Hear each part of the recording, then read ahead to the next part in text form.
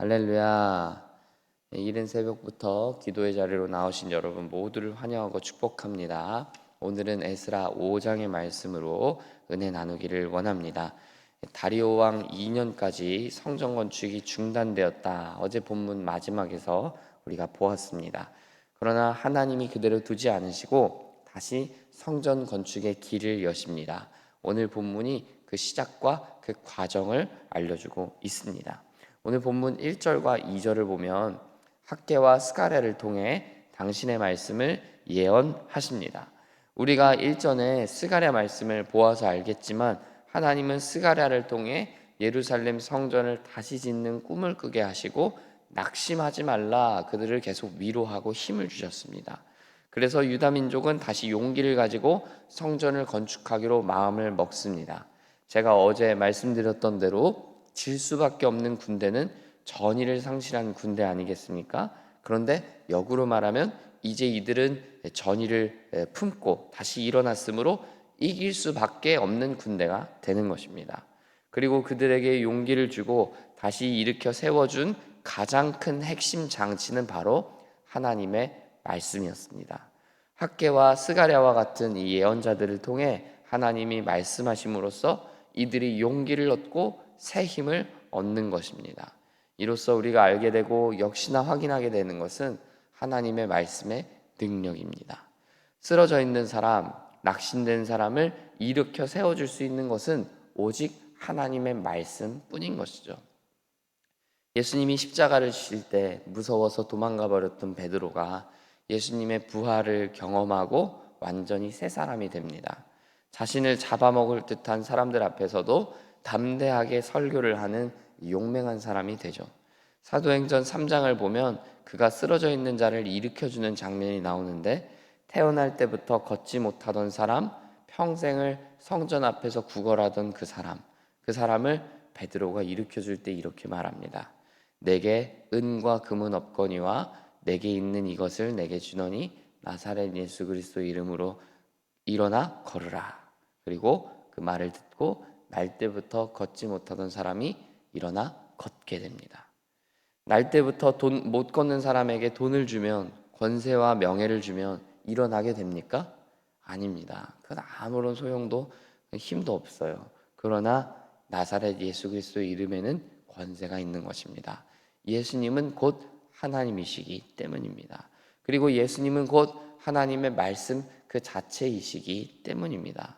그러므로 구약이나 신약이나 모두 하나님의 말씀의 권세를 말씀하고 있습니다. 잔뜩 겁을 먹고 쭈그리고 있는 이 유다 백성들을 다시 일으켜 세우고 힘을 준 것은 다름이 아니라 하나님의 말씀이었습니다. 날 때부터 성전에서 구걸하면서 일어나지도 못하던 일을 일으켜 세워서 걷게 한 것은 하나님의 말씀이신 예수님이셨습니다. 그러므로 오늘날도 마찬가지입니다. 우리를 일으켜 세워주고 우리에게 새 생명을 부여할 수 있는 것은 그 유일한 권세는 오직 하나님의 말씀에 있는 것입니다. 사랑하는 여러분, 이 말씀의 능력과 권세를 믿게 되는 여러분 되시기를 축복합니다. 오직 하나님의 말씀에 능력이 있습니다. 그러므로 우리가 그 말씀을 사랑하고 말씀을 읽고 묵상하기를 즐거워하면 좋겠습니다. 말씀을 통해 우리가 날마다 새 은혜, 새 힘을 공급받아야 할 것입니다. 용기가 끊임없이 공급되어서 두려움과 좌절이 우리의 삶에서 물러나게 될 것입니다. 그리고 소망하기는 여러분만 이 말씀의 능력을 경험하지 마시고 주변 이웃들에게 말씀의 유익을 끼치게 되시기를 축복합니다. 하나님의 말씀을 들려주시고 전하게 되시기를 축복합니다. 우리 주변에 하나님의 말씀으로 일어서야 하는 좌절하고 절망 가운데 있는 이들이 정말 많습니다. 겉으로 보기에는 굉장히 멀쩡하고 그냥 괜찮아 보입니다. 그러나 그렇다고 진짜 멀쩡한 게 아니에요. 속은 다 문드러져 있고 골마 터질 정도의 수준의 사람들이 굉장히 많습니다. 그런 그들에게 하나님의 말씀을 들려주고 예수님을 소개해주고 예수님께만 참 생명이 있다는 것을 전할 수 있는 여러분 되시기를 바랍니다. 하나님의 말씀을 통해 여러분 한 분 한 분이 살아나고 여러분의 주변이 살아나는 놀라운 기적들이 일어나게 되기를 간절히 소원하고 축복합니다. 하나님의 말씀이 그들을 일으키셨고 힘을 주셨습니다. 그러나 여기서 끝이 아닙니다. 하나님의 성전을 지으려고 하니까 또 새로운 이 위기를 맞이하게 됩니다. 페르시아의 이 고관들이 찾아와서 막아세웁니다. 그들의 이름은 3절에 나오는 다뜨네와 스달보스입니다. 어제 보았던 심새 같은 사람들이 아니죠. 완전 다른 사람들입니다. 다뜨네와 스달보스, 이들은 페르시아 황제가 서쪽에 파견한 정치 지도자들, 총독들입니다. 예루살렘은 이들의 관할 아래에 있었습니다. 그들이 와서 묻습니다. 무슨 권한으로 이것을 짓는 것이냐? 이에 대해 유다 백성들이 자신들의 이야기를 합니다. 하나님께서 짓도록 허락하셨고 무엇보다도 당신들의 선왕이었던 고레스 황제가 우리를 보내서 짓게 했다. 그 이야기를 듣고는 이들이 나름대로 설득이 되었는지 지금 당장 자신들의 권한으로 막아세울 사안이 아니다라는 판단을 내립니다. 그리고 다리오 왕에게 보고를 올리죠. 다리오 왕이 판단하는 대로 하겠습니다. 그리고 내일 본문에서 보게 되겠지만 다리오 왕이 성전 건축을 승인하게 됩니다.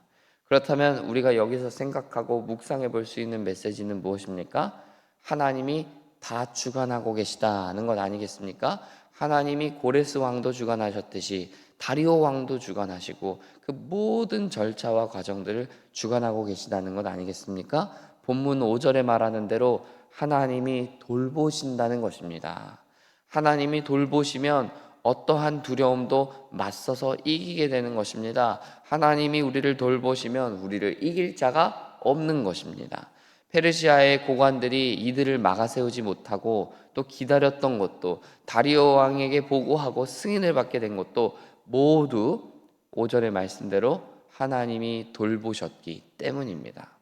사랑하는 여러분, 저는 하나님이 우리를 돌보고 계신다는 것을 믿습니다. 때로 우리의 삶에 낙심되는 상황, 환경, 어려움이 찾아올 수도 있습니다. 그러나 그럼에도 불구하고 하나님이 돌보시면 해결될 줄 믿습니다. 절대 해결되지 않을 것 같던 문제들도 해결될 줄 믿습니다. 오늘 본문을 보시면 하나님의 권세와 능력은 단순히 믿는 자들, 교회에만 적용되는 것이 아니고 페르시아의 황제의 권위에까지도 미치는 것을 보게 됩니다. 세상을 만드시고 다스리신 하나님께 불가능한 것이 무엇이 있겠습니까?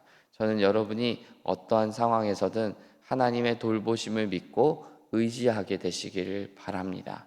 그래서 그 돌보심으로 인해 다시 힘을 얻게 되고 일어서게 되기를 소망합니다. 말씀을 맺고자 합니다. 하나님의 말씀을 여러분의 힘으로 삼으십시오. 하나님의 돌보심을 언제든지 어떤 상황에서든지 믿고 붙잡으십시오. 그 믿음이 여러분을 살게 하고 일어서게 할 것입니다.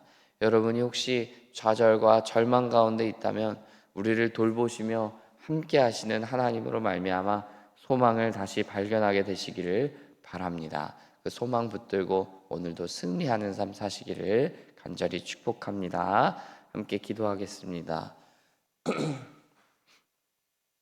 하나님 아버지, 멈춰선 성전 건축, 더 이상 성전 건축을 이어나갈 힘도 의지도 없는 유다 백성들에게 하나님 말씀하시고 말씀으로 깨워주셔서 다시 일어나 건축하게 하시니 감사합니다. 하나님, 우리 인생 가운데에도 좌절하고 낙심하여서 일어설 힘이 없다라고 생각될 때에도 하나님 의지하면서 하나님 말씀 붙들고 일어나는 하나님의 사람들 다 되게 하여 주옵소서. 특별히 하나님, 절망 가운데 있는 때에도 우리가 낙심 가운데 있다 할지라도 하나님이 우리를 돌보고 계시다는 것을 믿게 하여 주옵소서. 하나님의 돌보심을 믿고 하나님이 다 계획이 있으시다, 하나님이 다 뜻이 있으시다라고 생각하며 또 믿으며 다시 일어서게 되는 용기의 사람들 다 되게 하여 주옵소서. 그렇게 하나님께 소망을 두고 오늘 하루도 힘을 가지고 하나님이 공급하시는 능력으로 살아갈 수 있게 하여 주옵소서. 감사드리며 예수님 이름으로 기도합니다. 아멘.